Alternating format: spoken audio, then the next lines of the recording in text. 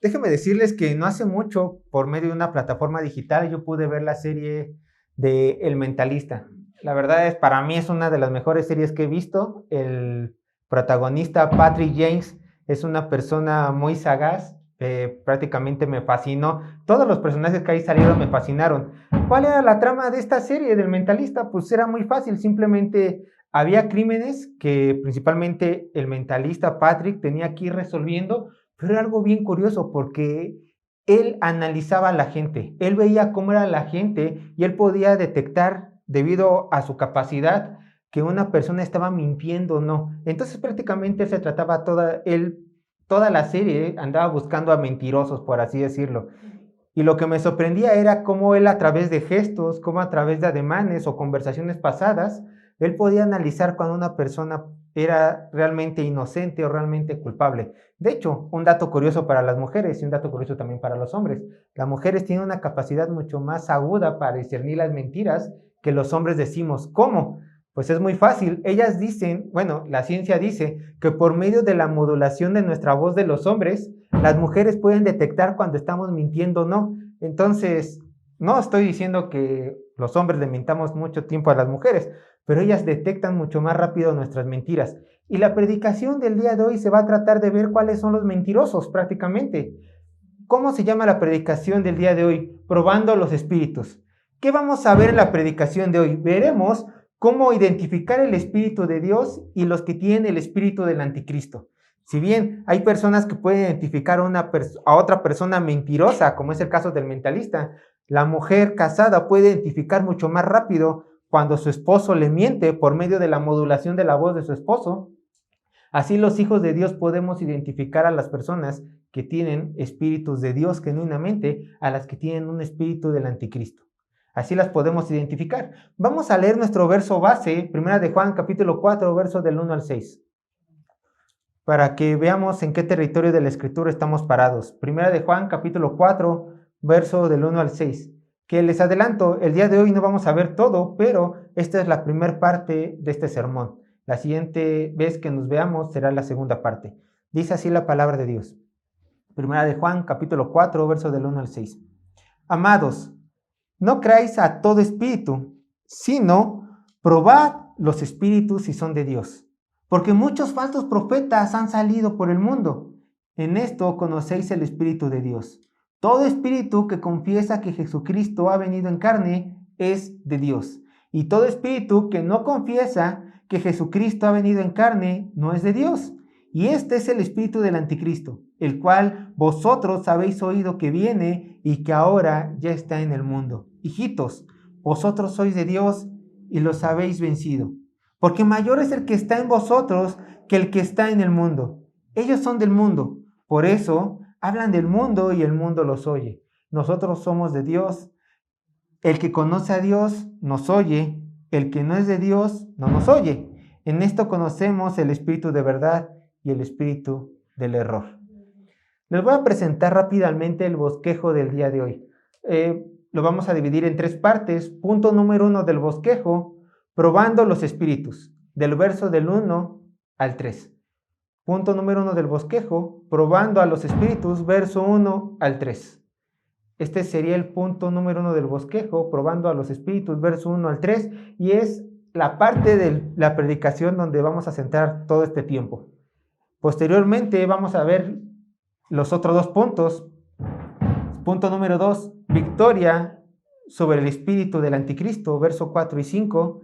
Victoria, punto número 2 del bosquejo, victoria sobre el espíritu del anticristo, verso 4 y 5.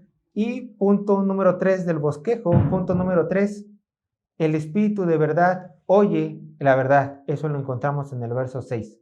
Punto número 3, el espíritu de verdad oye la verdad. Verso número 6. Si ustedes recordarán, en Primera de Juan capítulo 3, verso 24, o sea, un verso anterior del que estábamos, de hecho lo vimos la semana pasada, el apóstol hace énfasis en que un creyente puede saber genuinamente si es un hijo de Dios. ¿Cómo? Bueno, el creyente puede notar dentro de sí al Espíritu Santo en su vida. Esta es una gran evidencia de que el Hijo de Dios es realmente hijo del Padre Celestial, notando al Espíritu Santo en su vida. ¿Cómo es esto? Manifestándose con obras, primeramente de amor hacia los hermanos y también con obras de santidad, obras de verdad. Por supuesto que esta gran verdad nosotros podemos decir que es innegable. ¿Por qué? Porque solamente los hijos de Dios poseen al Espíritu Santo dentro de sus vidas. Y esto queda señal de que pertenecen a la iglesia de Cristo y que también son propiedad exclusiva de nuestro propio Señor. Vean, acompáñenme a Efesios capítulo 1, verso 13. Dice Efesios capítulo 1, verso 13. Efesios capítulo 1, verso 13. Dice, en él también vosotros, habiendo oído la palabra de verdad, el evangelio de nuestra salvación, y habiendo creído en él, fuisteis sellados con el Espíritu Santo de la promesa. Una vez habiendo creído en Cristo Jesús, habiendo sido salvos por medio del mensaje del evangelio, el cristiano automáticamente es sellado con el Espíritu Santo de la promesa.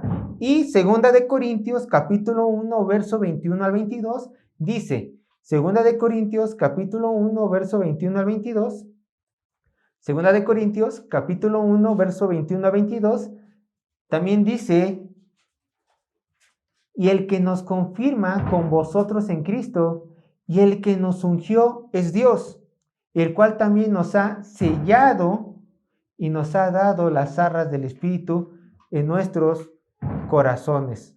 Nos ha dicho, ustedes son de mi propiedad, yo regresaré y les entrego al Espíritu Santo como muestra de que yo voy a regresar y que ustedes me pertenecen. Entonces nosotros podemos notar que la tercera persona de la Trinidad es el encargado de nuestra santidad, por supuesto de los hijos de Dios, y no solamente de nuestra santidad, sino también es el responsable de darnos las fuerzas necesarias para cumplir toda la voluntad de Dios que nosotros podemos encontrar en su santa palabra. Una vez teniendo esto en mente y recordando un poco lo que vimos la semana pasada, ahora el apóstol Juan cambia el tema y trata de darle una advertencia a los cristianos de Asia Menor, que son las personas a las cuales va dirigida esta carta. Recuerden, esta carta en primera instancia Juan no te la escribió a ti, no me la escribió a mí, sino que se la escribió a una audiencia original que eran aparentemente los cristianos de la zona de Asia Menor. A ellos va dirigida primeramente, eran su público objetivo. Dice el verso 1 en primera de Juan capítulo 4 verso 1. Primera de Juan capítulo 4 verso 1. Recuerden, no quiten su dedo de aquí porque constantemente vamos a estar regresando a nuestro texto base. Primera de Juan capítulo 4 verso 1. Dice la palabra de Dios. Amados, no creáis en todo espíritu, sino probad los espíritus si son de Dios, porque muchos falsos profetas han salido por el mundo. Nos vamos a detener en la primera frase. Amados, no creáis a todo espíritu. Y nosotros, como ya lo vimos, podemos decir, es verdad que el Espíritu Santo es el sello que Dios coloca en sus hijos. ¿Para qué? Para identificarlos como genuinamente sus hijos y también como genuinamente su pertenencia. Es una realidad. Pero Juan aquí en este verso hace una gran advertencia. Él dice, amados, una vez más, de una manera muy amorosa, amados, no creáis a todo espíritu. Y esto lo dice el apóstol porque entendía que no toda persona que dice tener la palabra de Dios, que dice predicar a Dios, que dice ser un mensajero de Dios, realmente es enviado por él. Esto lo entendía completamente Juan. Si recordamos el contexto de esta carta de primera de Juan, encontramos que la doctrina gnóstica y por supuesto sus maestros se estaban infiltrando en la iglesia de Asia Menor. Y lo sorprendente de esto no era tanto que los falsos maestros gnósticos trataban de entrar a la iglesia, sino que lo sorprendente era que los mismos cristianos fueron abriéndole las puertas a estos falsos maestros y permitiendo que entraran a la iglesia. Y así también abriendo sus mentes y sus corazones, ¿para qué? Para toda esta mala enseñanza. Era lo que estaba pasando en esta iglesia. Ellos estaban ignorando la verdad de Dios y empezando a aceptar a falsos maestros gnósticos. Y aquí podemos decir, como bien dijo Oseas, nuestro Señor en Oseas, capítulo 4, verso 6, mi pueblo fue destruido. ¿Por qué? Porque le faltó conocimiento. Por no saber discernir. Por eso el apóstol Juan dice: amados, amados, amados, no creáis a todo espíritu. No creáis a todo espíritu. Esta es una advertencia que aún el día de hoy tiene relevancia. Miren, gracias a los diversos medios de comunicación, por ejemplo, la televisión, la radio, principalmente internet, hoy gozamos de contenido diverso a nuestra disposición. Mucho contenido. Entonces, en medio de estas múltiples plataformas de pensamientos, por supuesto, nosotros podemos encontrar que hay gente que asegura tener la verdad absoluta. Y eso en cualquier momento lo vamos a estar encontrando, tanto afuera como dentro de las redes sociales. Y en nuestras búsquedas, ya sea de entretenimiento o también de ocio, nosotros no podemos evitar en contacto con ciertos predicadores, líderes o simplemente pensadores que ellos dicen hablar en nombre de Dios. Es inevitable, todos nos hemos encontrado en el internet o en la radio y la televisión con gente que dice hablar de parte de Dios. Pero antes de ponerles toda tu atención a ellos, o mejor dicho, antes de entregarles tú tu corazón a estos predicadores, a estos hombres con un gran mensaje aparentemente divino, tú tienes que recordar las palabras que dijo el apóstol Juan antes de todo, y son: no creáis a todo espíritu. Con esa mentalidad tienes que llegar al internet, principalmente donde hay muchísimas predicaciones, muchísimos documentales, falsos por supuesto, de Anunnaki, reptilianos, ¿no? Tú primeramente tienes que decir: no tengo que creer a todo espíritu. Quizá lo vea, pero lo primero que tengo que decir es: no voy a creer en todo espíritu que se me ponga enfrente. Debemos de entender que en el mundo en el cual se encuentran, que debemos de entender nosotros que en este mundo hay espíritus engañadores, hermanos, que solamente están esperando la más pequeña oportunidad para engatusarnos a nosotros si nos descuidamos y convertirnos a esas falsas enseñanzas. Sin duda, sin duda. Pero vean lo que dice el verso 1 de 1 de Juan, capítulo 4, verso 1. Sí dice Juan: amados, no creáis a todo espíritu, pero la advertencia no solamente dice: no les creas, sino que dice: si no, probad los espíritus si son de Dios. En primera instancia, a ver, un predicador, un maestro, a ver, probar los espíritus. Primero no te voy a creer, pero te voy a probar para ver si lo que dices es verdadero o no. Bueno, para los que ya me conocen, ustedes sabrán que los primeros años de mi cristianismo, yo me la pasé en una iglesia de falsa doctrina. Los primeros años así fueron, fui adiestrado, enseñado en pura falsa doctrina. Principalmente yo estaba en una iglesia carismática. Y no estoy diciendo que todas las iglesias carismáticas sean de falsa doctrina, claro que no. Lo que estoy diciendo que la iglesia en la cual yo me fui a meter, pues era de falsa doctrina y además era carismática.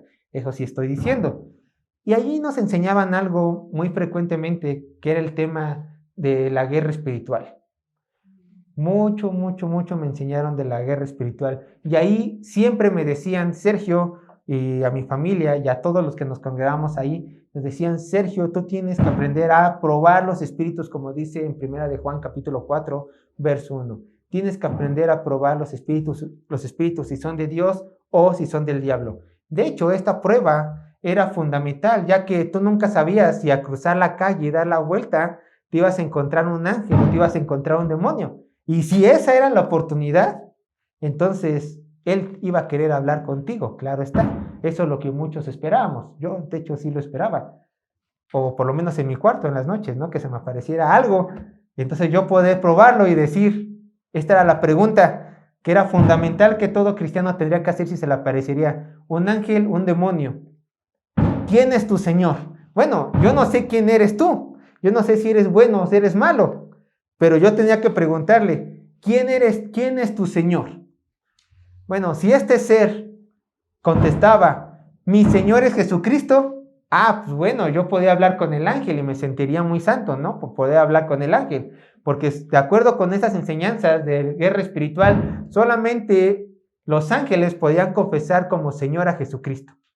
Pero si yo le preguntaba a este espíritu, que se me aparecería a la vuelta de la esquina o en mi cama en la noche, o donde ustedes quieran y manden, Y yo le preguntaba a este espíritu, ¿quién es tu Señor? Y el espíritu simplemente, en lugar de decir Jesucristo, se quedaba callado, veía al suelo, decía, bueno, yo no vine a eso, yo vine a otra cosa. Entonces yo tenía automáticamente que reprenderlo. ¿Por qué? Porque si no decía que Jesucristo era su Señor, aprobar este espíritu, entonces era un demonio, tenía que reprenderlo, tenía que sacarlo de donde se encontrara y podía yo estar seguro que este era un espíritu satánico. ¿Por qué? Porque aparentemente estas enseñanzas decían que estos demonios no podían decir que Jesucristo era su Señor, ni siquiera para mentir, ojo, porque si decían esto, Satanás iba a dar represalias a su alma, bueno, a su espíritu, ¿no? A su cuerpo. Esta era la enseñanza que me daban y que yo adopté por muchos años como verdadera. También nos decían que si creíamos que había un satánico dentro de la iglesia, bueno, yo también hacía eso, veía a los hermanos así, ¿no? Decía, ¿quién era satánico? ¿Quién será? Le voy a preguntar a ese hermano o hermana, ¿quién es tu Señor para saber? Y sí, yo lo hacía, ¿no? Pero bueno, ya pasó. Entonces, ocurría lo mismo con estas personas, ¿no?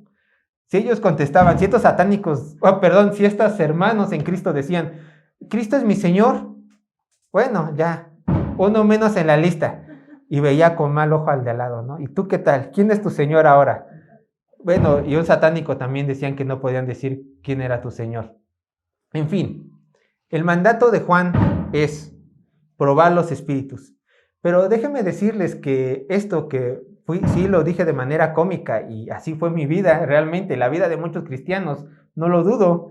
Este verso específicamente, 1 de Juan capítulo 4, verso 1, no está hablando de probar los espíritus demoníacos o angelicales, no está hablando de eso, ¿eh? Este es un texto fuera de contexto, no está hablando de eso. Está hablando de que tenemos que probar, principalmente Juan le dice a los hermanos de la iglesia de Asia Menor, ustedes tienen que probar los espíritus, pero no si son ángeles o son demonios.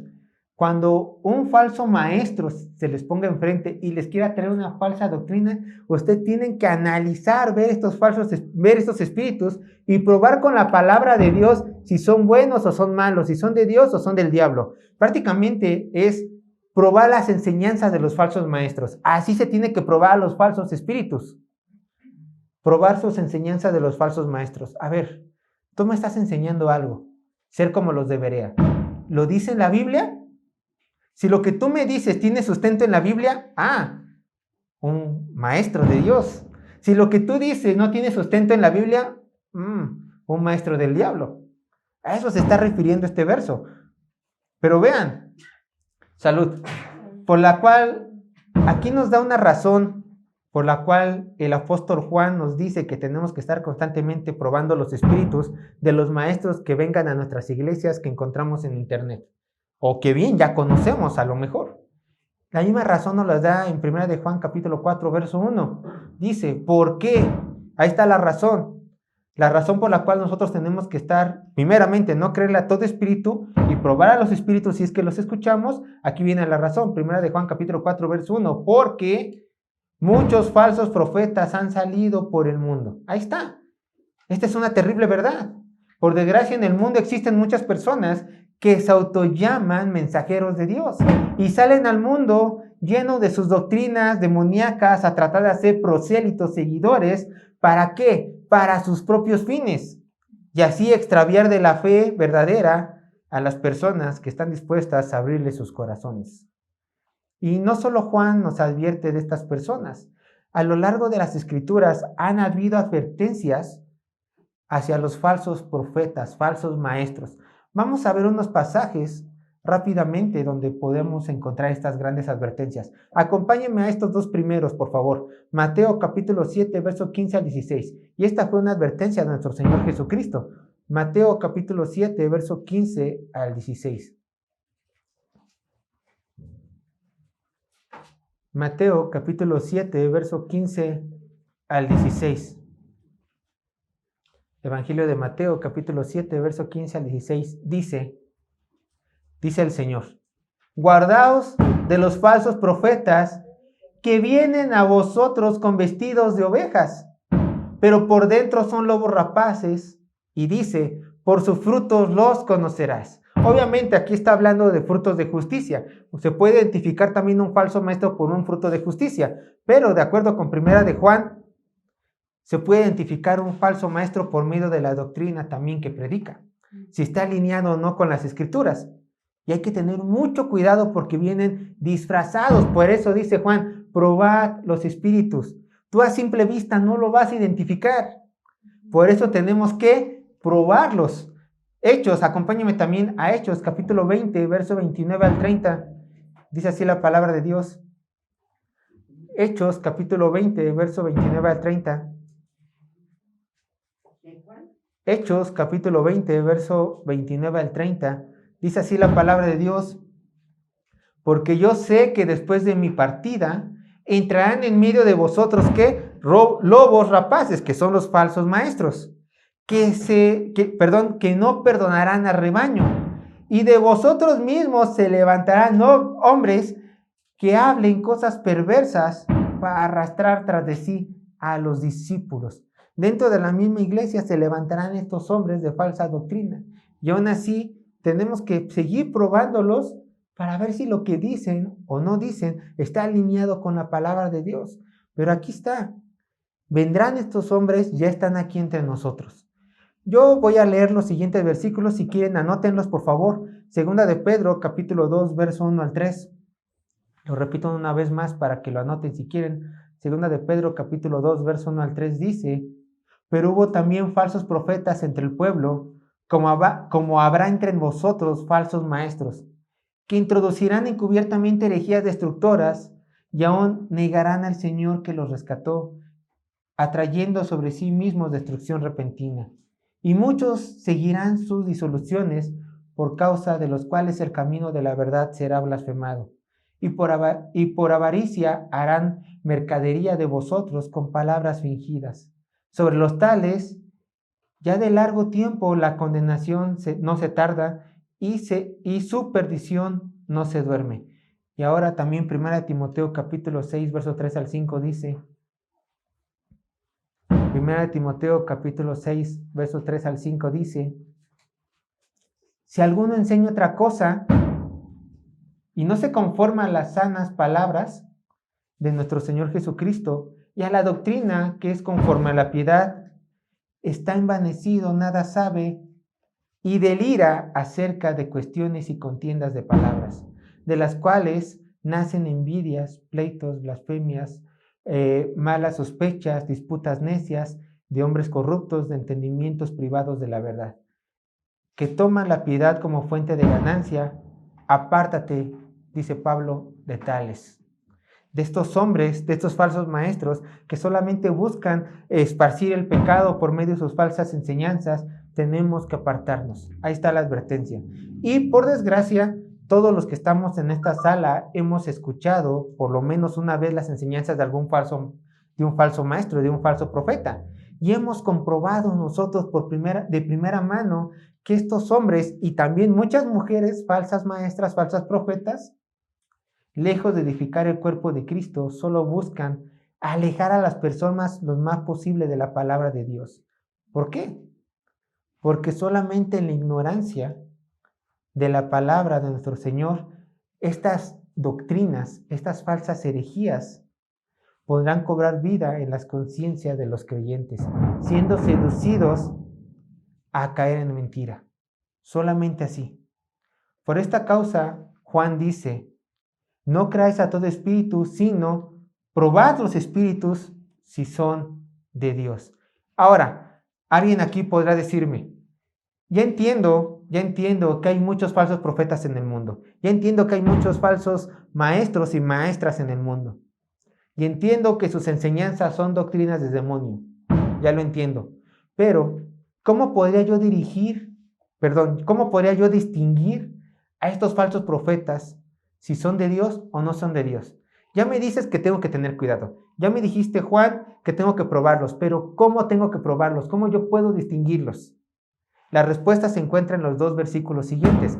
Primera de Juan capítulo 4, verso 2 primeramente. Juan mismo nos da la respuesta en cómo podemos distinguirlos. Primera de Juan capítulo 4, verso 2. Dice así la palabra de Dios. Vean, dice las primeras palabras. En esto conoced el Espíritu de Dios, para que no quepa ninguna duda en el corazón del creyente que está buscando discernir el espíritu de algún maestro de la fe. El apóstol Juan deja las siguientes características que déjenme decirles que son contundentes, infalibles, para que nosotros identifiquemos a un falso profeta de uno bueno. Dice el verso, vean, lo voy a leer desde el principio. En esto conocemos el Espíritu de Dios. Dice, todo espíritu que confiesa que Jesucristo ha venido en carne, ¿qué dice? Es de Dios. Todo espíritu que confiesa que Jesucristo ha venido en carne es de Dios. Miren cómo Juan quiere hacer entender a nuestros hermanos que la evidencia gira en torno a ¿quién? Gira en torno a nuestro Señor Jesucristo. Todo tiene que girar en torno a Él. Los gnósticos creían que la materia era corrupta, de acuerdo con sus enseñanzas. Me voy a detener tantito en lo que pasa. ¿Continúo? Voy a continuar entonces. Bueno, está grabando, voy a continuar. Déjame decirles a ustedes, hermanos, que los gnósticos creían que la materia era corrupta. ¿Recuerdan? Ya hemos visto esto. Los gnósticos creían que la materia era corrupta y por lo tanto incompatible con Dios. Así que estos mismos gnósticos inventaban falsas enseñanzas con respecto a la persona de nuestro Señor Jesucristo. ¿Cómo? Diciendo que realmente Cristo nunca se encarnó, nunca vino hecho hombre. Y es más, ellos decían que como todo era corrupto en este mundo y Dios era incompatible con la materia, porque la materia era corrupta, pecaminosa, entonces cuando la gente veía a Jesucristo caminar en las calles, realmente no estaba caminando, estaba flotando sobre la superficie. Cuando veían a Jesucristo portar ropa, bueno, realmente no estaba portando la ropa, sino que estaba como que medio flotando la ropa sin tocarlo en absolutamente nada. Esta era una parte de las falsas enseñanzas. Ya nuestros gnósticos fueron más lejos, porque bueno, se dividían en ramas, en ramificaciones, fueron más lejos y ellos aseguraban que Jesús histórico era diferente al Cristo, que Cristo era una especie de Dios pequeño. Recuerden que los gnósticos creían en un Dios supremo y eones, dioses pequeños, que ellos sí podían tener contacto con la materia, pero y el Dios supremo no, pero estos dioses pequeños sí. Entonces, cuando estaba Jesucristo aquí en la tierra predicando, este espíritu se le metió a Cristo, pero cuando Cristo fue crucificado y antes de ser torturado en la cruz, bueno, este espíritu salió y así hay una separación entre Cristo de carne, entre Jesús de carne y el Cristo, el Dios. Hacían estas separaciones muy raras los gnósticos, eran muy raras, pero siempre atacando la persona de Cristo, siempre atacando su humanidad, por supuesto. Pero Juan, por siendo un discípulo fiel de Jesús, conociendo a Jesús y perteneciendo a los 12, entendía que estas posturas gnósticas no eran más que simples herejías, ya que realmente Jesús fue 100% Dios y 100% hombre, como lo podemos ver en las Escrituras. La segunda persona de la Trinidad, hermanos, se humanizó a tal punto que nació una virgen, comió con sus discípulos, durmió y aún fue tocado por sus más allegados y murió en una cruz, dando evidencia fidedigna de su encarnación, siendo esta 100% real. 100% real la encarnación de nuestro Señor.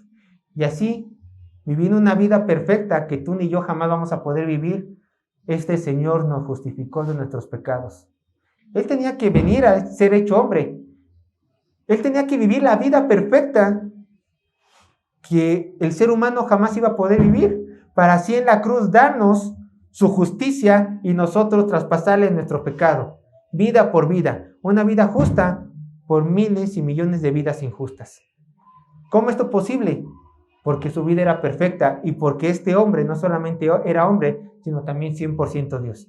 Quiero mostrarles algunos versículos en donde podemos identificar que realmente Jesús se encarnó.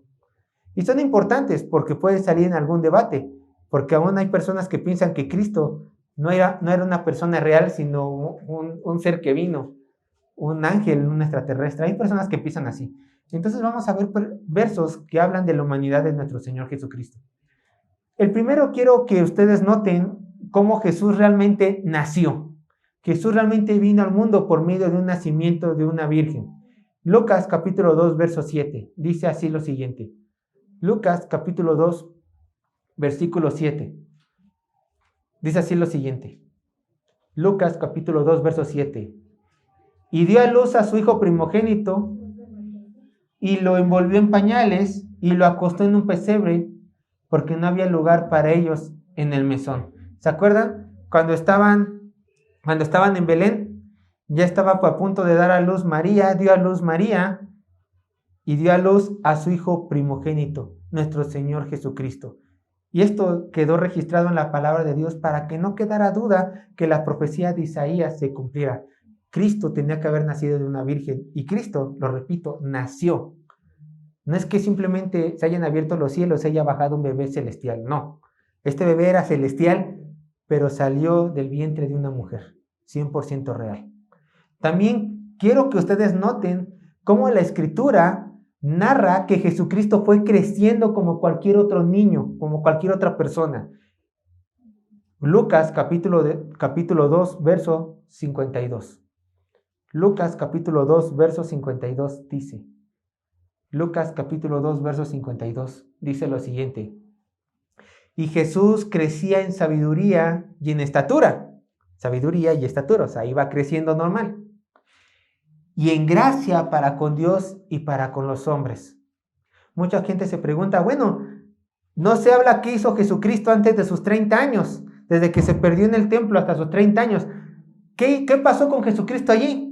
Pues Lucas lo dice, creció normal, como cualquier otro niño de aquel entonces de Israel, creció normal. Quizá fue carpintero o artesano con las manos, porque esa es la traducción, albañil.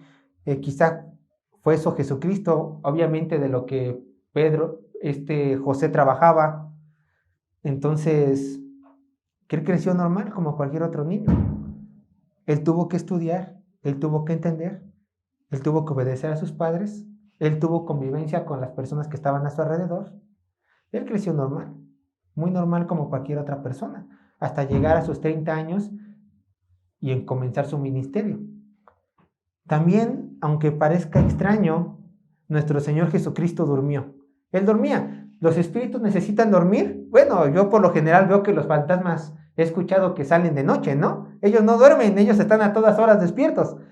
Si Jesucristo hubiera sido un fantasma, si Jesucristo no hubiera sido real en su cuerpo, Él no tendría la necesidad de dormir. ¿Por qué? Porque cuando el ser humano duerme es para recuperar energías y es una forma en la cual como nuestro cerebro se guarda la información, se resetea para poder estar fresco y asimilar nueva información de cada día. Esto también lo vivió Jesucristo. Y es más, vean, dice Juan capítulo 19, verso 30. Durmió. Marcos capítulo 4, verso 37 y 38.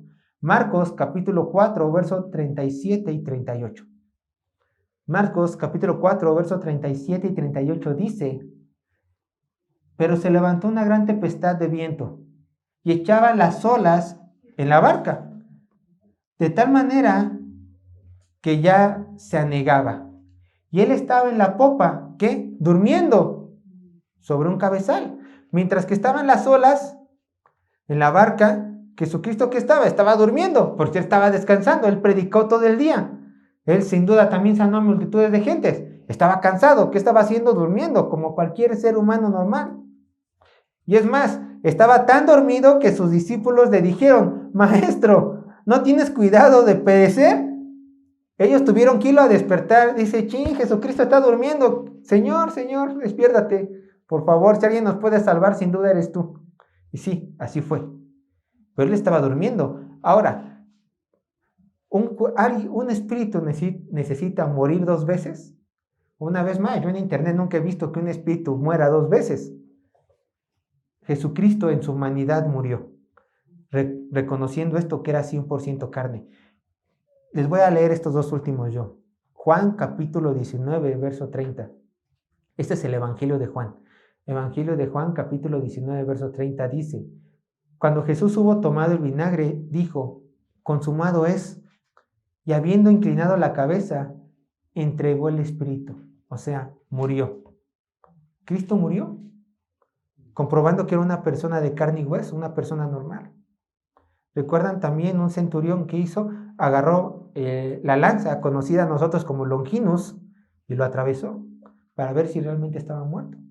Salió agua dentro de él. Murió.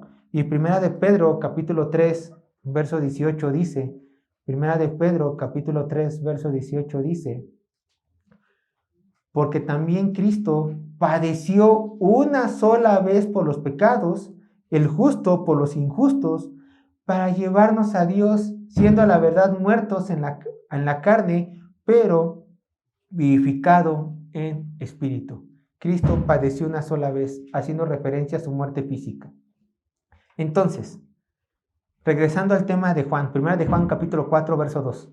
Primera de Juan capítulo 4, verso 2. Regresando a este tema. Todo genuino maestro de Dios, hermanos, y lo repito, todo genuino maestro de Dios sabe que debe de predicar la encarnación de Jesús. Sabe que es real, sabe que está en las Escrituras y sabe que hay suficiente fuente bíblica como evidencia para predicar esto a la congregación, enseñársela y aceptarla. Juan decía: un verdadero maestro, a diferencia de los falsos, dirán: Cristo vino encarnado. Y Juan, ¿qué palabras de Juan? Déjeme decirle, porque Juan decía: yo estuve con él, yo me recosté al lado de él, yo caminaba con él, comía con él, dormía con él. 3 años de mi vida, de su ministerio, estuve 100% con Jesús. Y no cabe duda que él era físico. Ahora, así identificas un espíritu de Dios, ¿cierto? Juan nos va a enseñar cómo identificar a un espíritu del diablo. Dice el verso 3, Primera de Juan capítulo 4, verso 3. Dice lo siguiente, Primera de Juan capítulo 4, verso 3. Y todo espíritu que no confiesa que Jesucristo ha venido en carne, no es de Dios. Y este es el espíritu del anticristo, el cual vosotros habéis oído que viene y que ahora ya está en el mundo. Nos vamos a detener en la primera parte del verso 3. Primera de Juan capítulo 4, verso 3. Y todo espíritu que no confiesa que Jesucristo ha venido en carne, no es de Dios. Y aquí es donde realmente podemos encontrar que comienza la división, hermanos. Recordemos que esta carta es de blanco y negro. O eres de Dios o no eres de Dios. A ver, los profetas, maestros, hermanos, creyentes, cualquier persona que se diga ser enviado de Dios y que niega la encarnación de Jesús como real, entonces esta persona simplemente no es de Dios y es un falso maestro un falso creyente.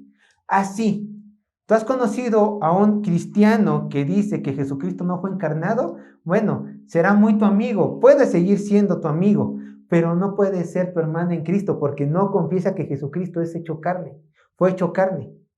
Aquí lo dice claro. Todo aquel que no confiesa que Jesucristo fue hecho carne tiene el espíritu de ¿quién? Del anticristo.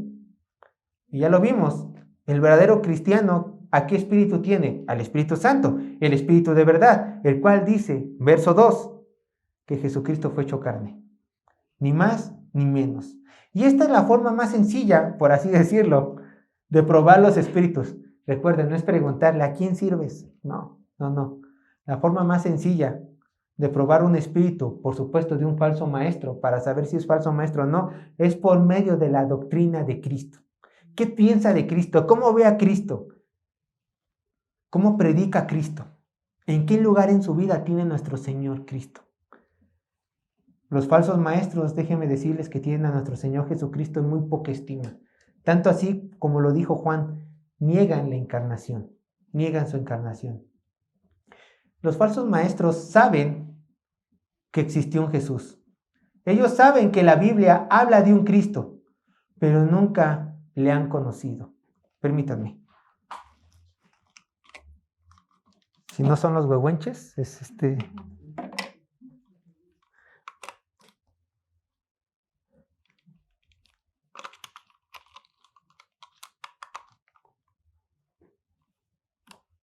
Bueno, ya. ¿Esto qué quiere decir? Bueno, lo repito. Los falsos maestros saben que existió un Jesús, saben que la Biblia habla de Cristo, pero la diferencia de un conocimiento meramente intelectual a un conocimiento de un cristiano genuino es de que hay una relación personal con nuestro Señor Jesucristo. Esa es la gran diferencia. Que nosotros los cristianos tenemos una relación con la segunda persona de la Trinidad y por lo tanto realmente le conocemos, a diferencia de los falsos maestros, que a ellos no les preocupa predicar cualquier Cristo. A nosotros sí, porque es nuestro amado. A ellos no. Por eso se alejan de las escrituras, donde realmente se enseña quién fue Jesús, y esos falsos maestros empiezan a enseñar de sus razonamientos carnales, dando por hecho que ellos tienen la verdad, pero ignorando lo que Dios ya ha revelado. Y este desconocimiento de nuestro Señor Jesucristo de estas personas realmente es grave, ya que no basta saber quién es el Rey de Reyes, porque los falsos maestros pueden decir, ¿quién es el Rey de Reyes? Ellos te apuntarán a Cristo. Pero ¿y eso qué? Se requiere de una intimidad con Él. Por eso en Mateo capítulo 7, verso 21 a 23, dice esto el Señor. Y ustedes tienen que atesorar estas palabras. Mateo capítulo 7, verso 21 al 23. Dice esto el Señor.